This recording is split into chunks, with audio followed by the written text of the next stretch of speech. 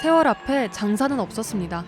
대선 후보 토론 방송에서 위태로운 연설로 도마 위에 오른 바이든 대통령이 결국 지난 21일 대선 후보직에서 백기를 들고 물러난 건데요.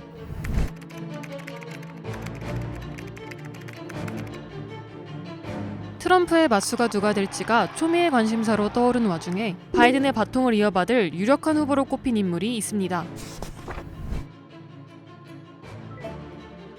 현재 미국의 부통령이자 바이든의 러닝메이트였던 카멀라 해리스죠.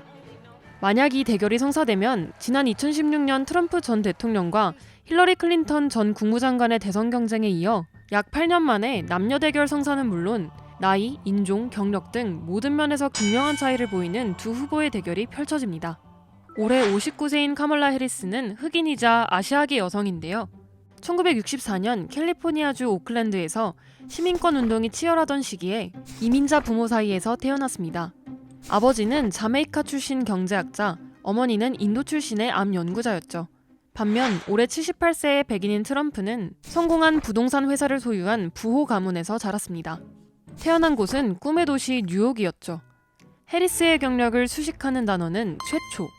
2003년 샌프란시스코 지방검사 선거에서 승리하면서 캘리포니아주 최초 흑인 여성 지방검사로 법조계에 진출하며 커리어를 시작했습니다.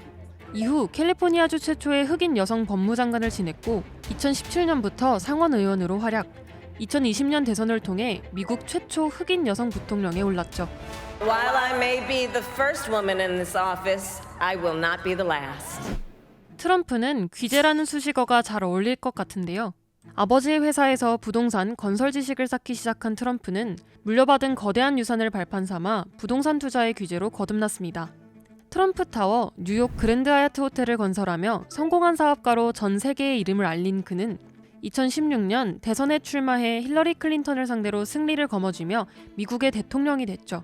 From this day forward, it's going to be only America first. America first. 트럼프에게 다시 없을 수준의 정반대 후보인 해리스 부통령. 그녀가 본격적으로 선거판에 등장한다면 대선의 구도 자체가 완전히 뒤바뀔 가능성이 있다 전문가들은 말합니다. 그간 바이든에게 이른바 나이 공격을 가해왔던 트럼프. 이제는 59세 해리스를 상대로 방어 전략을 준비해야 하고요.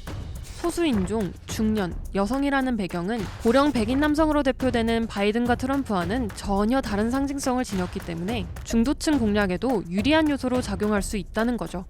게다가 몇몇 정치 분석가들은 흑인이자 아시아계인 해리스가 유색인종의 흥미를 불러일으키는 활발한 캠페인을 시작할 수 있을 거라 말하고 또 전직 검사이자 캘리포니아주 법무부 장관이었기에 수많은 소송 경험을 바탕으로 여론이라는 법정에서 트럼프를 잘 공격할 거라는 예측도 나왔는데요. 물론 부통령으로서 업적과 존재감이 약하다는 지적이 있고 현재까지 각종 여론조사에선 해리스가 근소한 차이로 열세를 이어가고 있어 트럼프의 입지를 확실하게 위협하는 호적수가 될지는 미지수인 상황. 하지만 트럼프는 제대로 기선제압에 나설 듯 보입니다. 이미 해리스를 향한 공격의 수위를 높이고 있거든요. 웃음이 해픈 카멀라 해리스라는 별칭을 붙이고 애리조나, 조지아, 네바다, 펜실베니아 등 격전지 주에서 해리스를 공격하는 텔레비전 광고를 내보내기 시작한 트럼프. 겁주기 전술에 능한 그가 잠재적 맞수 해리스를 향한 긍정적 여론을 꺾을 수 있을지 정말 해리스가 대선에 등판한다면 어떻게 트럼프와 맞설지 지켜봐도 좋을 것 같습니다.